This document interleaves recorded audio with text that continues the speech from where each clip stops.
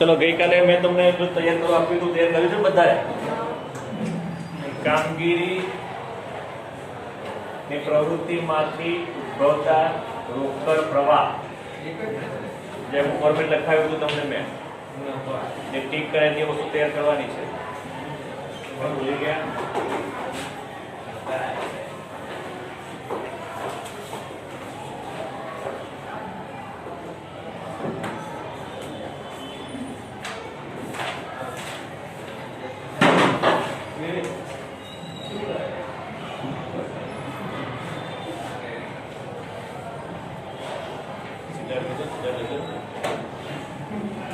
રોકડ પ્રવાહ તો પહેલા કેટલી પ્રવૃત્તિ ગણી હતી આપણે મુખ્ય કઈ કઈ પ્રવૃત્તિમાંથી રોકડ પ્રવાહ ઉદ્ભવે છે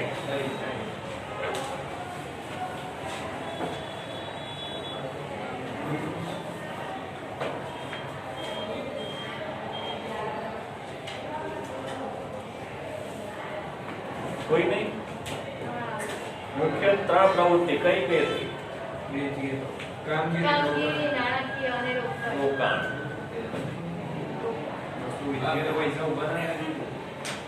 જુઓ જે પેજ નંબર ઉપર મેં તમને ક્લિક કરવાનું હતું એ તૈયાર કરવાનું છે કેટલા તૈયાર કરેલું છે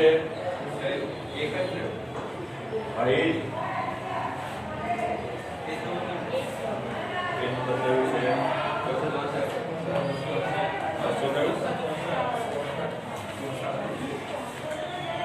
हाँ 264 तुम्हें टिक कराવી જોઈએ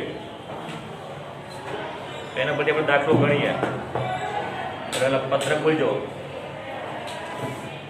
ચલો કોણ બોલશે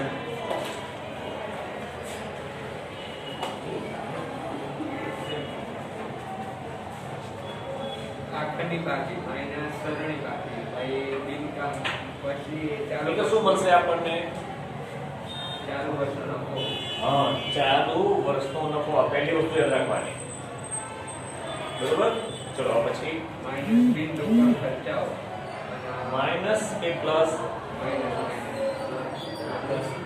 પ્લસ તો પછી એક મેં તમને કીધું હતું અહીંયા લખાયું હતું ટૂંકમાં મેં તમને 4 માર્કનો દાખલો છે એક વાર જોઈ લો ચલો જોઈ લો બધા બરોબર પછી બોલો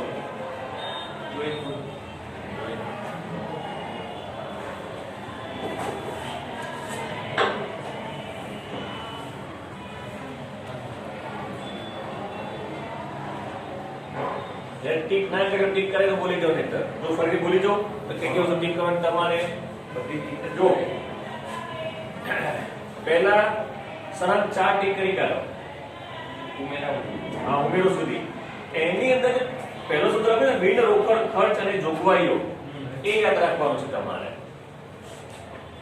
શબ્દ સમજો બિન રોકડ ખર્ચ અને જોગવાઈઓ એટલે જે ખર્ચા થયા હોય તે ખ્યાલ જે ખર્ચા થયા હોય તે અને પછી બાદ દેખાય છે બાદ શબ્દ લખેલો છે ત્યાં બિન કામગીરી આવકો યાદ રાખવાની એટલે આપણે જે આવક થાય તે ખ્યાલ આવક કઈ રીતે થાય પછી જુઓ એટલે શું મળશે આપણને શબ્દ લખેલો છે ઠીક કરો કાર્યશીલ મૂડીવાળો એમાં ઠીક કરો કાર્યશીલ મૂડીમાં ફેરફાર પહેલાનો નફો આ બે વસ્તુ શેના પર આધારિત હતી આટલા સુધી મેં કીધું હતું આટલું શેના પર આધારિત હતું આવી કોણ કહેશે મેં કીધું બે વસ્તુ પર આધારિત હતું આવી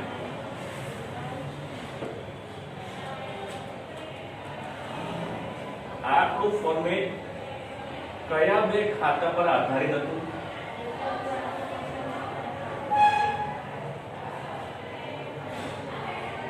આખું પત્રક એ વાર્ષિક હિસાબ પર આધારિત છે આખું પત્રક એમાં જે અડધું પત્રક થયું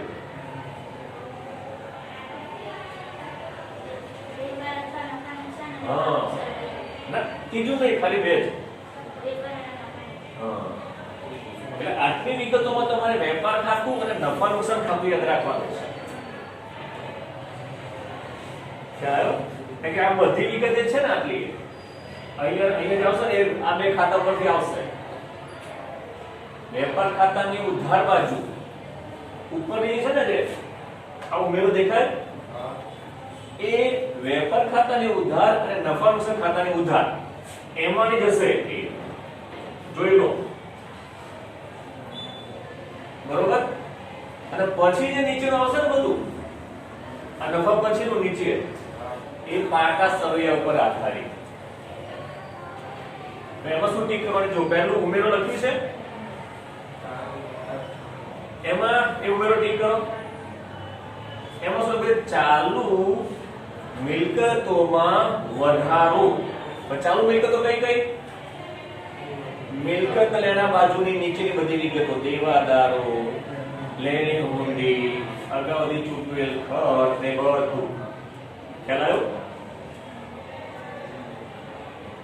અને પછી બીજું દેખાય ને નીચે ચાલુ દેવામાં વધારો, સોરી ચાલુ મિલકતોમાં ઘટાડો અને ચાલુ દેવામાં વધારો. પણ ત્યાં છગડીયો કૌંસ કરો બે વચ્ચે. ફરીથી બોલું, આવું કાર્યશીલ મૂડી ફેરફારનો નીચે ઉમેરો દેખાયો, ત્યાં ચાલુ મિલકતોમાં ઘટાડો દેખાયો અને નીચે ચાલુ દેવામાં વધારો દેખાયો. એ બેને છગડીયો કૌંસ કરો. છગડીયો કૌંસ એટલે ખબર પડે ને. અને ત્યાં લખી નાખો નુકસાન. ગઈકાલ લખેલું મને ફરીથી લખાવું બરોબર. તો પછી નીચે બાદ શબ્દ છે પેલા કરતા ઉલટું. ચાલુ મિલકતોમાં વધારો છે અને ચાલુ દેવામાં ઘટાડો. કે બાદ છગડીયો કૌંસ કરો. ત્યાં શું થશે? નફો.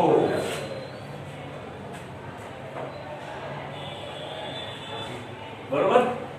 અને પછી છેલ્લે મળશે આપણને 12. ગયા વર્ષના આવક ચૂકવ્યા જો બહુ ઓછું આવશે હોય તો લખવાનું, એ માઈનસ કરવાનું. અને એના પછી મળશે છે કે આપણને કામગીરી પ્રવૃત્તિમાંથી ઉદ્ભવતો રોકડ પ્રવાહ. અને જવાબ જોઈ લો. જો જવાબ પ્લસમાં હોય તો આવકનો રોકડ પ્રવાહ અને માઈનસમાં હોય તો જાવક રોકડ પ્રવાહ. પ્લસ હોય તો આપણને ફાયદો થયો કહેવાય અને માઈનસ હોય તો નુકસાન. પ્લસ હોય તો રોકડ આવી કહેવાય ધંધામાં અને માઈનસ તો રોકડ ગઈ કહેવાય. એટલું યાદ કરી લો. પછી દાખલા ઉપર જઈએ આપણે.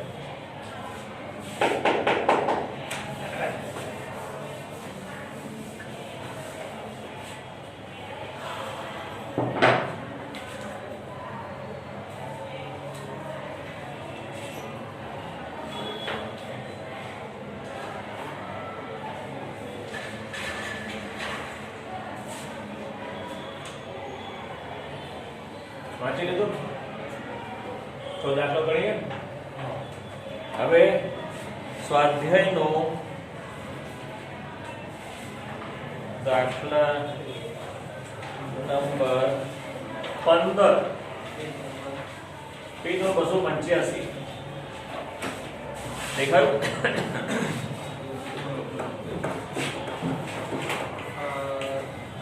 દાખલા નંબર 15 જોઈ લો. રકમ જોઈ લો એકવાર.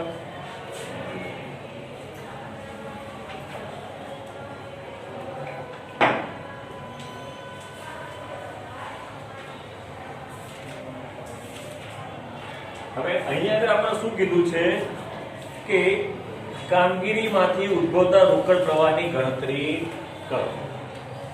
બરોબર. તો આમાંથી નફો પ્લસ ખર્ચાઓ માઈનસ આવકો આપણે શોધવાની છે. તો પત્રક કેવી રીતે દોરવાનું એ જોઈ લો. પેજ નંબર 263 જો મળ્યું.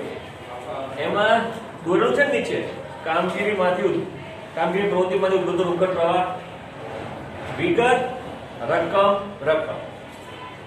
ખ્યાલ આવી ગયો? લગભગ 12 એક લીટીનો દોરો. ઉપર હેડિંગ છોડ દો હેડિંગ માટે. તો પડી ગઈ બધાને? તો અહીંયા લખ્યું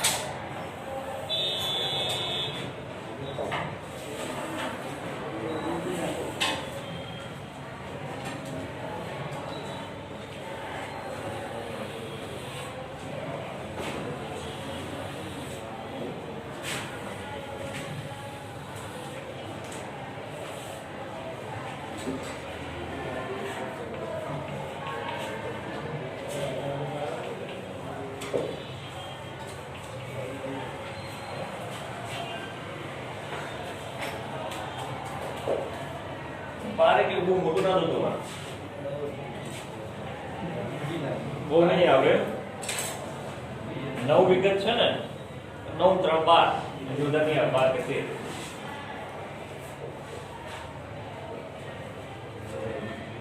દોરી ગયું બરોબર. હવે જે ફોર્મેટમાં હતું ને હવે એ તમારે જોઈ લેવાનું એ ફોર્મેટમાં નીચે મેં તમને ઉપરની બે વસ્તુ શેને આધારિત હતી? વેપાર અને નફાનું છે. અને પછી નીચેની તો અહીંયા તમારે જોવા કે પાકા સગન લખી કોઈ વિગત છે ખરી આમાં?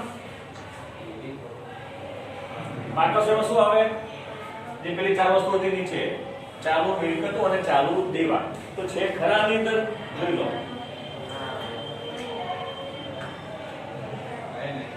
છે નથી. જોઈ લો ફરીથી એકવાર કે ચાલુ મિલકતોમાં વધારો કે જમીન મકાનમાં વધારો, યંત્રમાં વધારો કે લેણદારોમાં ઘટાડો કે દેવી ઉદ્યોગમાં વધારો એવું કઈ છે? હા એ નહીં આવે. પેલું કઈ બીજું છે નહીં બરોબર. તો આપણું પત્ર ઉપરનું જ બનશે ખાલી વેપાર ખાતું અને નફા ખાતા વાળું. ઉમેરો અને વાત કરો પહેલી બે જે દેખાય છે ને એ જ, બીજું કઈ નહીં આવે બરોબર. તો સૌથી પહેલા સરની શરૂઆત કરવાની આપણે આવક વેરા પહેલાનો નફો દેખાય છે કારણ કે સૌની બાકી નાખવાની બાકી નથી આપી આપણને. જો છે બાકી નફાની એવી કોઈ ડાયરેક્ટ નફો આપેલો છે આપણને એટલે સીધે સીધું આપણે લખીશું આવક વેરા પહેલાનો નફો.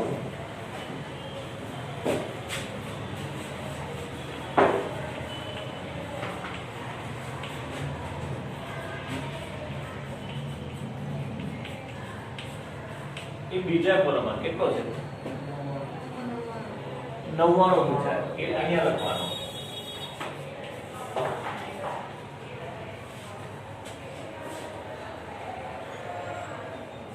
બરોબર. હવે પ્લસ એટલે કે ઉમેરો. હા ઉમેરો લખો બરાબર. પેલું હેડિંગ બિન રોકડ ખર્ચા ફાળવણી અને જોગવાઈ.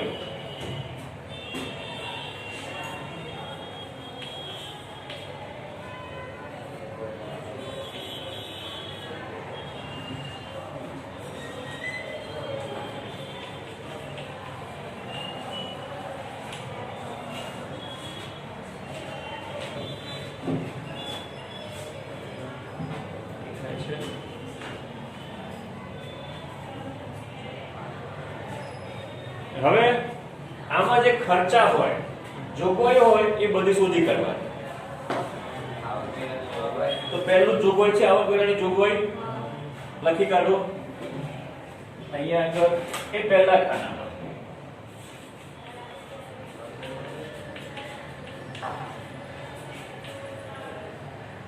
કેટલી છે?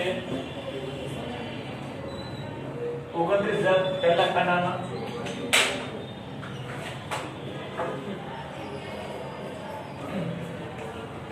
પછી ખર્ચા જોવાના છે આપણે. સૂચિત ડિવિડન્ડ એટલે કે આપણે ડિવિડન્ડ આપવાનું છે તે ખર્ચ કહેવાય.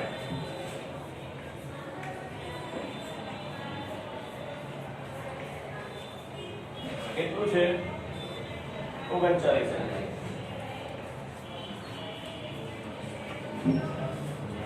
પછી ઘસારો એ પણ આપણો ખર્ચ છે એ નફા નુકસાનમાં લખી છે ને આપણે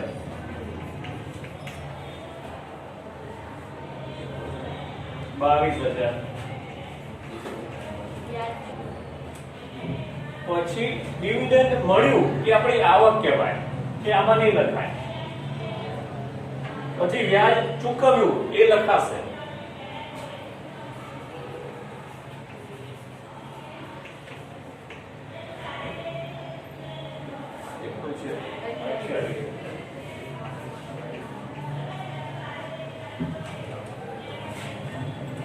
પછી પાઘડી માંડી વાળી એટલે નુકસાન થયું આપણને તો એ લખાશે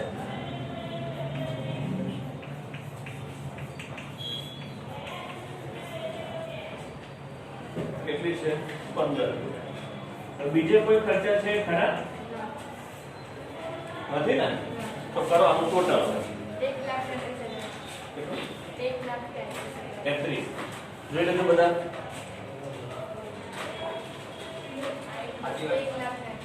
1,33,000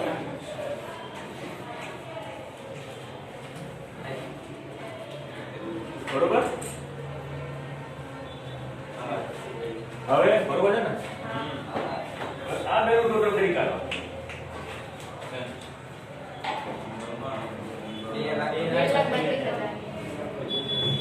2,32,000 હવે માઈનસ એટલે બાદ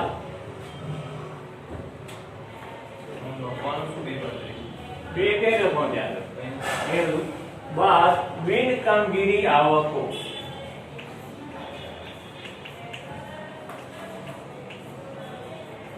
બાકી નહીં બધી આપણી આવક લખી નાખો પહેલા શું હતું ડિવિડન્ડ મળ્યું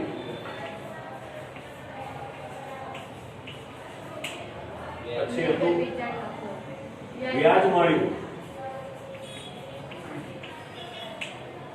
અને છેલ્લે મિલકત વેચાણ નફો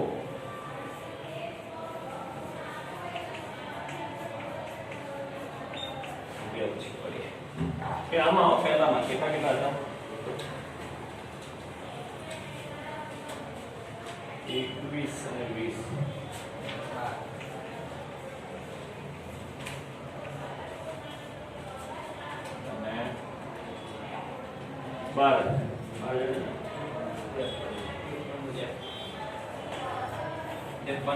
કેટલું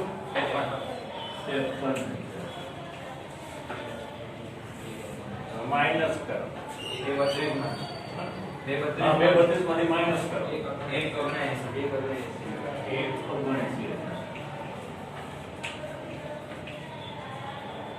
બરોબર ત્યાં લખી નાખો કામગીરી પ્રવૃત્તિમાંથી ઉદ્ભવેલ આવક રોકડ પ્રવાહ આવકથી આપણને પ્લસમાં જવાબ આવે તો કામગીરીની પ્રવૃત્તિમાંથી ઉદ્ભવેલ આવક રોકડ પ્રવાહ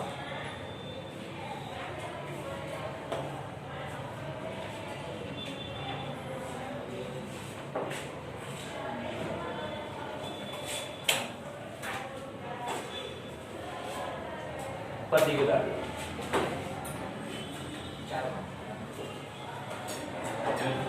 આ તો બહુ ઓછું છે પરંતુ મેં જે કરે ને એ યાદ રાખજો ખાસ હવેના દાખલામાં એવું આવશે એ આજે કાલે કરીશું દાખલો એ પત્રક તૈયાર કરી કાઢો ચલો હમણાં ટીક કરેંગે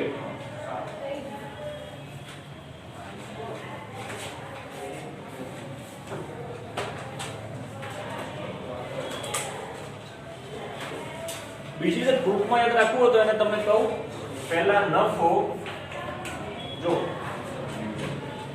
ચોખ્ખો નફો પહેલા ચલો ચોખ્ખો નફો યાદ રાખો પહેલા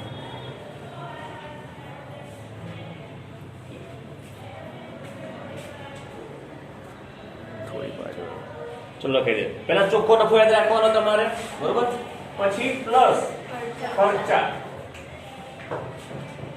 બરોબર માઇનસ આવકો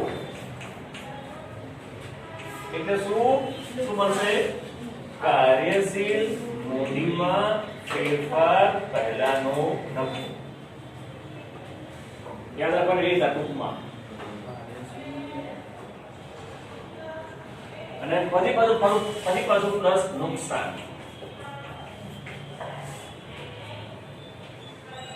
અને પાછું માઇનસ નફો. બરાબર? પછી જે આવે એ આપણો કામગીરીની પ્રવૃત્તિમાંથી ઉદ્ભવેલ રોકડ પ્રવાહ. આટલા સુધી રાખી કે તમારે શોધવાનું અહીંયા આગળ આ બે ની અંદર વેપાર ખાતું, નફા નુકસાન ખાતું અને આની અંદર પાકું છે. આ યાદ રાખવાની રીત થઈ ગઈ.